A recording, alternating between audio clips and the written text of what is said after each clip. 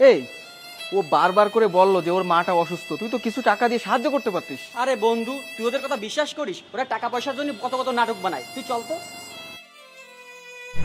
তাহলে এখন কি বুঝতে পেরেছো আমি এই কাজটি কেন করলাম? হ্যাঁ ভাই, বুঝেছি।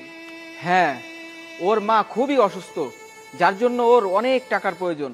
আর এই জন্য ওর মালিকের কাছে 2 মাসের টাকা অ্যাডভান্স চাইছিল, কিন্তু ওর মালিক ওকে বিশ্বাস করেনি, আর ওকে টাকা তো দেয়নি, বরঞ্চ অপমান করে তাড়ায় দিছে। আর এই জন্য ভাবলাম ওকে কিছু টাকা দিয়ে সাহায্য করি, আর এমন ভাবে টাকা দিয়ে সাহায্য করি যেন ও বুঝতে না পারে এই টাকাটা আমি ওকে দিয়েছি। আর সেই জন্য এই গেমটি বানাইছি।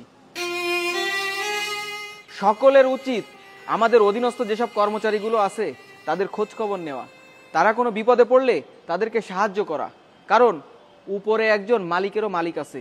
আমরা যখন বিপদে পড়ব তখন সেও আমাদেরকে সাহায্য করবে। চলো আমরা